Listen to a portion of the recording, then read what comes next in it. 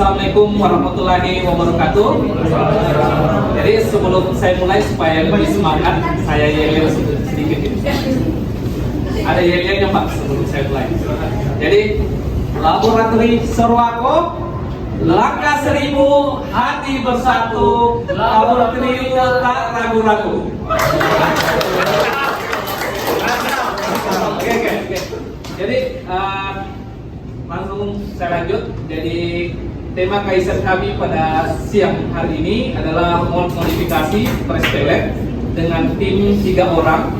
Saya sendiri Amin Ubaidi, tim kedua Muhammad Sarir Yusuf di Laboratorium Sorwako, Pak Abu Bakar lagi sementara perjalanan karena di shift sore. Maksud juga apa? Maksud dia. Coba cek kerja.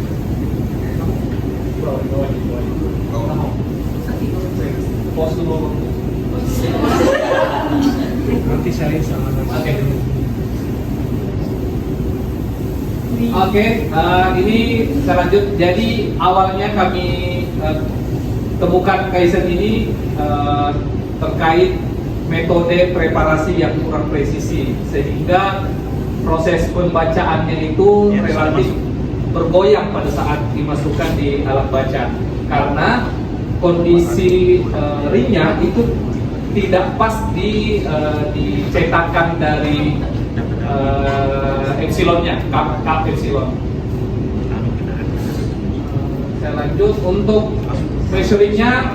Jadi kami improve terkait pembuatan mold dudukan. Jadi mold dudukannya itu diameternya menyerupai dudukan dari alat XRF-nya itu sendiri. Jadi pada saat di-press dia pas masuk di dudukannya, sehingga pada saat pembacaan itu akurasinya lebih baik. Yang kedua, ringnya itu kita bisa gunakan 2-3 kali penggunaan. Jadi reduce cost-nya itu kita tidak menggunakan hanya 1 kali, kita melakukan pencucian. Jadi pencuciannya itu setelah digunakan, ringnya itu direndam menggunakan ember galvanis, direndam kurang lebih mungkin 1-2 jam, digunakan kembali sampai 3 kali. Kenapa bukan 4 kali? Karena kondisi ringnya itu sudah retak kalau sudah 4 kali. Jadi maksimal sampai 3 kali.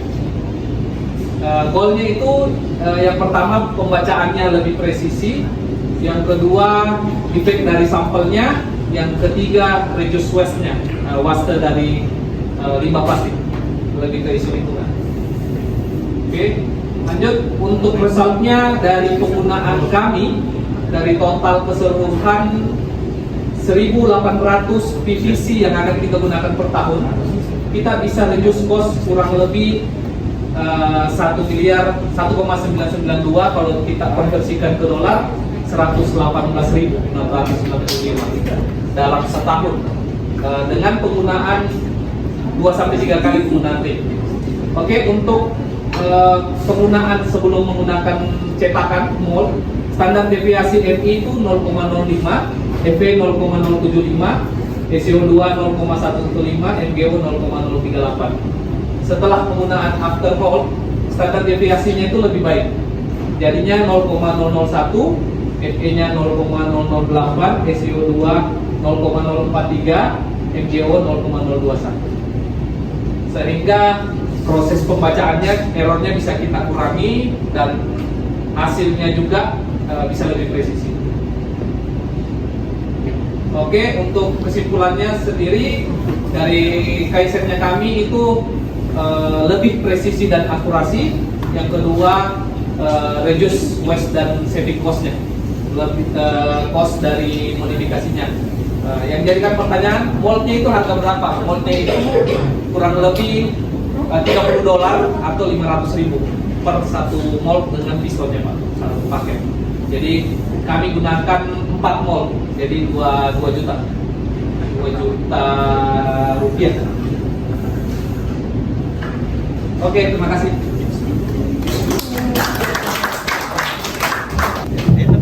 Oke, makasih banyak.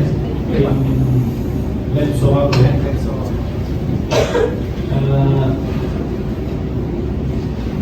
Ini safety produktivity. Produktiviti Pak. Oh, ini safety soalnya. Kirain belum setuju ya. Salah salah. Kita oke. Typo-nya kelewatan. Problemnya Ya. ini sudah berapa lama terjadi, kemudian ide ini kenapa bisa muncul, bagaimana kita mungkin menjadi Oke, awalnya ide ini Pak muncul di tahun 2025.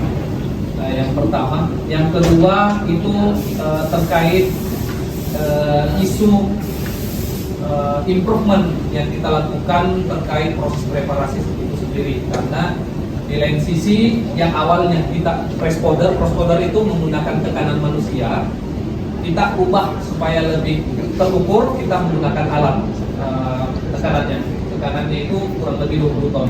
Tapi tantangan selanjutnya adalah pada saat kita press, otomatis plastik itu akan melar.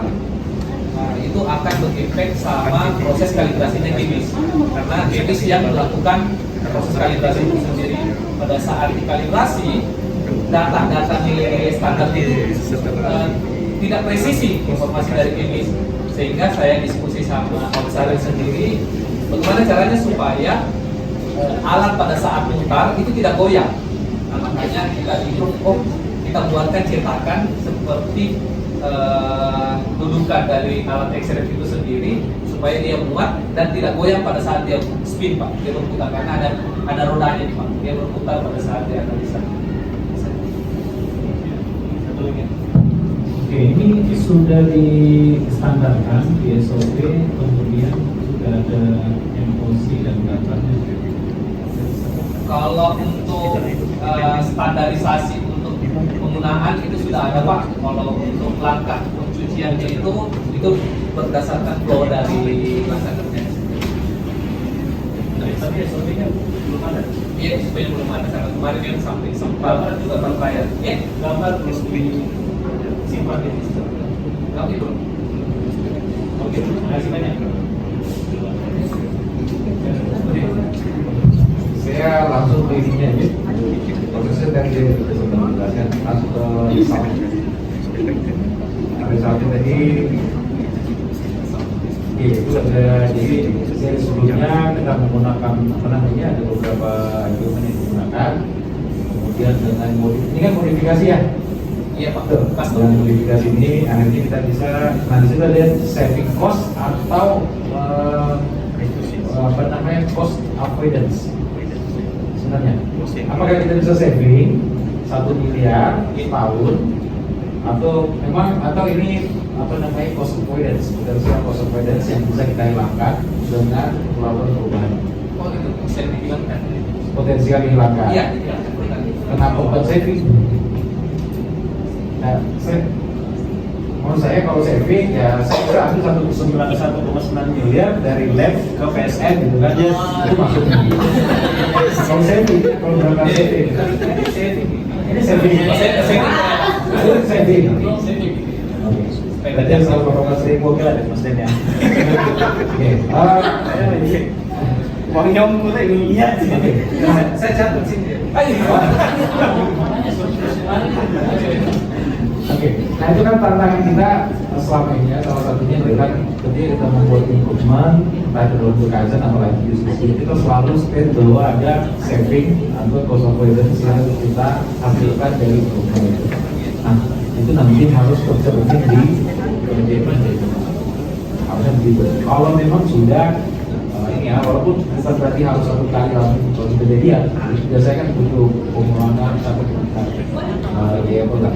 Nah, selain saving, apalagi yang bisa hanya dari sisi duit aja? Sebenarnya ini Pak, dia dari sisi quality. Quality apa itu?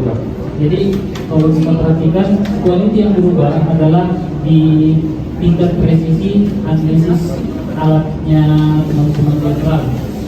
Presisi yang dimaksud ini, misal saya menganalisis subton yang sama, saya ulang sebanyak 10 kali. Itu hasil analisisnya itu dari ulangan pertama sampai ulangan ke-10 itu akan sama. Siapapun yang melakukan. Siapapun yang lakukan, karena hasil press yang pakai press balance ini itu ukurannya sama. Baik, terima kasih.